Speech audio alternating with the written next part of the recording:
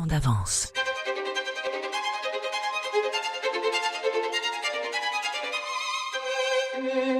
Le podcast des entreprises en mouvement.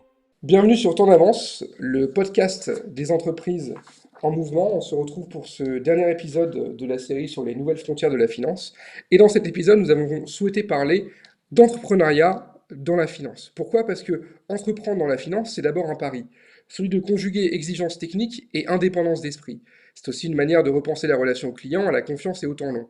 Aujourd'hui, donc, on va parler d'audace, d'équilibre et d'impact dans un métier souvent perçu comme figé. Notre invité, encore et toujours, j'allais dire, Jessica Benakoun, fondatrice de Keter Finance. Bonjour Jessica. Bonjour Ilan. Vous avez créé Keter Finance il y a quelques années de ça. Est-ce que pour vous, Jessica, c'était une manière de retrouver une forme de liberté? Alors, merci de la question, Ilan. Effectivement, pour un petit rappel extrêmement rapide, j'ai débuté ma carrière chez General Electric pendant 17 ou 18 ans, et puis voilà, dans des grands groupes, des grands groupes industriels ou d'ingénierie français.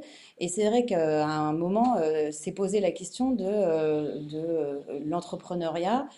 Moi, comment je le vois, j'ai envie de vous dire, en début de carrière, je trouve que c'était très intéressant d'avoir une expérience telle que General Electric, parce que clairement, on apprend de la méthodologie, on apprend de la rigueur, Vous êtes on structuré apprend, en quelque sorte. exactement, on apprend les différentes briques finalement qui sont indispensables à la gestion d'une entreprise et d'une direction financière d'entreprise au sens large. Et puis, j'ai eu l'occasion de bouger pas mal à l'intérieur des directions financières, ce qui m'a permis d'appréhender les différents rôles, les différents points de vue, et puis la manière surtout dont tout ça s'harmonisait pour faire tourner une direction financière au sens large. Donc clairement, c'est très intéressant. Malgré tout, il me semble qu'en début de carrière, on reste généralement relativement généraliste en termes d'expertise et de compétences. Et à un moment, j'ai voulu, on va dire, approfondir mon expertise dans un domaine un petit peu plus précis, finalement, qui était tout ce qui tourne autour de la dette et du cash au sens large, donc à savoir de l'accompagnement en optimisation de cash des entreprises et son corollaire, évidemment, la levée de dette donc auprès des partenaires bancaires ou organismes financiers au sens large. Et cette indépendance, en fin de compte, c'est une force, mais c'est parfois aussi un risque, non? Alors effectivement, exactement, c'est à la fois, alors on va peut-être d'abord parler du risque parce que j'imagine que je ne vous apprends rien, mais que la sécurité de l'emploi, du salariat, c'est quand même quelque chose qui a une certaine valeur, en ce sens qu'il offre un sentiment de sécurité et un matelas sécuritaire assez important, ce qu'on ne retrouve pas, bien entendu, dans l'entrepreneuriat. C'est pour ça que je pense sincèrement que l'entrepreneuriat n'est pas forcément adapté à tous les profils et à toutes les périodes ou configurations familiales ou toute période de vie. Malgré tout, moi j'ai pu me lancer dans de relativement bonnes conditions j'ai envie de vous dire, bien sûr, cette liberté, c'est quelque chose que je valorise énormément. Alors, à la question que vous ne me posez pas, mais qui est celle, est-ce que je travaille moins? Bien entendu, je travaille beaucoup plus en termes de quantité, en termes d'heures, beaucoup plus qu'avant. Est-ce que c'est moins stressant? Absolument pas. C'est beaucoup plus stressant, bien entendu, puisqu'il s'agit maintenant de piloter ma propre entreprise, ma propre clientèle, et que je n'ai plus de filet, ni de collègues, d'entourage, ni financier, ni de salaire, etc. Est-ce que c'est plaisant et challengeant? Bien entendu, je trouve que c'est une expérience, sincèrement, que je suis ravie d'avoir pu vivre dans ma vie. Mais il y a de très bons côtés aussi à l'entrepreneuriat, en ce sens que, comme vous parliez d'indépendance, aujourd'hui, mon indépendance vis-à-vis de mes clients me permet de délivrer certains messages que je ne me serais pas vue, ou en tout cas pas sentie en mesure de délivrer si j'avais été, on va dire, interne ou salarié du client. Ce que vous Euh, ne pouvez pas faire avant, mais ce que vous pouvez faire aujourd'hui, finalement, avec une liberté de ton. Exactement, puisque le fait de traiter, on va dire, de nombreux clients et donc d'avoir beaucoup de points de comparaison finalement, de points de référence, ça permet déjà d'avoir une assez bonne idée des bonnes pratiques de manière générale, de la réalité du marché, de ce qui se fait. Et puis ça permet aussi surtout d'être assez rapide, puisque comme je vous le disais dans le podcast précédent, la majorité des conseillers financiers ont une obligation de résultat plutôt qu'une obligation de moyens, ce qui veut dire qu'il y a certaines choses qu'on va être amené à se dire au plus tôt dans le process, probablement au mieux, et puis une certaine indépendance. Et je pense, pour même souligner ça, que c'est exactement ce que viennent chercher les clients chez un conseiller financier indépendant, finalement, c'est son indépendance, c'est son point de vue un petit peu de franc-tireur qui va lui permettre vraiment de dire les choses telles qu'elles sont. Et je crois que clairement, c'est ce que les clients, en tout cas, sont en demande de ce genre d'approche. Si on regarde le marché du conseil financier, c'est un marché qui est très dense, qui est très normé. En tant que conseiller indépendant, comment on se distingue sans tomber dans le marketing de soi, j'allais dire? Alors ça, c'est une bonne question. Alors déjà, c'est un marché qui est extrêmement vaste, mais qui recouvre quand même énormément de métiers et de spécialités différentes, puisque conseiller financier peut vouloir dire pas mal de choses qui se ressemblent finalement assez peu. Alors, ma spécialité à moi, déjà, c'est vraiment le cash, la dette et la levée de dette. Et d'ailleurs, je suis titulaire d'un agrément ORIAS qui me permet de signer des mandats de recherche de fonds, ce qui est quand même, on va dire, rétrécit un petit peu le marché et la concurrence. Et clairement, il ne s'agit pas de faire du marketing de soi, puisque je reste un soutien, un accompagnement pour le client. Mais au final, il s'agit de mettre en relation une banque avec un client. C'est le banquier du client et c'est le client de la banque. Je suis en périphérie, j'accompagne, j'assiste, je structure, mais je ne suis ni l'un ni l'autre. Donc, il ne s'agit probablement pas de moi et très peu de moi en tant que personne. Et j'ai envie de vous dire, la confidentialité joue quand même un rôle clé, et ça, faut se le dire.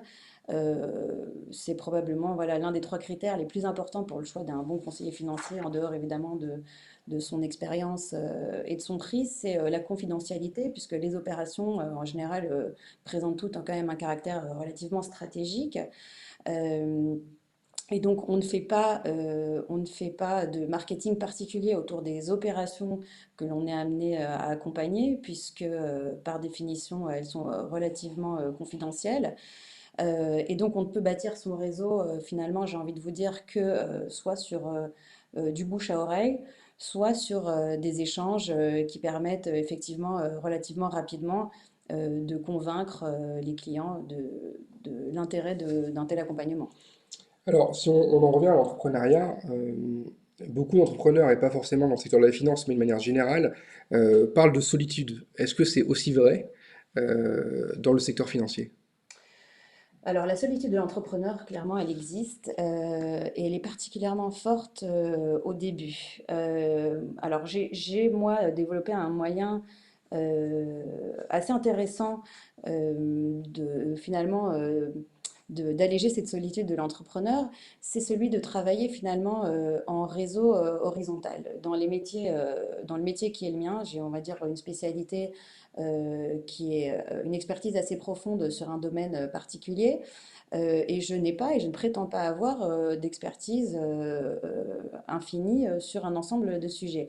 Ce qui compte, c'est de pouvoir travailler, je pense, en réseau avec des bons partenaires et des interlocuteurs, de pouvoir proposer aux clients des interlocuteurs de qualité que l'on connaît, de qui on répond. Sur différents types de métiers. Moi, je En fait, travaille. avec Ether Finance, vous êtes entouré différemment. Exactement. Donc aujourd'hui, je travaille avec un réseau horizontal qui est constitué, bien entendu, de banques, de fonds et d'institutions financières, qui est constitué de notaires, qui est constitué de brokers, enfin d'agents immobiliers, d'avocats, de fiscalistes, d'experts comptables, d'experts valorisateurs sur les actifs, et finalement qui est un réseau que l'on construit dans le temps, que l'on entretient et auquel on peut faire appel. Et finalement, ça permet vraiment de se sentir accompagné, entouré, et puis surtout que je pense à un moment que chacun reste dans son domaine d'expertise et ne s'improvise pas expert de tout sujet. Et quand vous regardez l'avenir de la finance d'entreprise, je pense à la digitalisation, je pense à l'intelligence artificielle, je pense à de nouvelles régulations. Qu'est-ce qui va, d'après vous, le plus transformer votre métier? Alors c'est une excellente question, puisque finalement, dans un monde qui change, on ne peut pas ne pas avancer avec son temps et on ne peut pas voir que les outils aujourd'hui digitaux ou d'intelligence artificielle prennent une place de plus en plus importante, d'ailleurs même dans notre vie quotidienne à chacun d'entre nous, et bien entendu dans nos vies professionnelles. Clairement, depuis 5 ans, le métier se transforme. De là à vous dire qu'à court terme, on se passera de la relation humaine et de la subtilité de l'analyse, je n'irai pas jusque-là, mais aujourd'hui, clairement, on a des leviers qui sont très intéressants et des outils, d'ailleurs, des outils très intéressants qui permettent de gérer. À titre personnel, j'utilise par exemple un outil de CRM qui est connecté, voilà, à la fois avec mon calendrier, ma boîte mail qui contient l'ensemble de mes dossiers en cours, de mes contacts, etc., qui me permet en fait de gagner énormément de temps. On travaille aussi beaucoup avec des outils de préparation de présentation basés sur du coup de l'intelligence artificielle que l'on nourrit avec un certain nombre de critères et qui permettent de générer. Donc aujourd'hui, on utilise plus la digitalisation et l'intelligence artificielle comme des leviers qui permettent de gagner du temps, lequel temps est consacré aux travaux, on va dire, de plus grande valeur ajoutée, avec plus de subtilité ou de relationnel humain. Et je pense que c'est vraiment une excellente chose puisque ça nous permet de nous concentrer finalement sur les domaines dans lesquels on a quelque chose à apporter. Merci Jessica pour cet échange. Peut-être que en conclusion, le vrai défi aujourd'hui, c'est peut-être pas de faire plus vite ou plus grand, mais de faire plus juste avec cohérence, lucidité et constance. C'est ce que je retiens et ce que je veux retenir de votre passage dans Temps d'avance et dans cette série qui était dédiée justement aux nouvelles frontières de la finance. Merci pour votre écoute et on se retrouve bientôt pour un nouveau Temps d'avance, le podcast des entreprises en mouvement. Merci. Temps d'avance.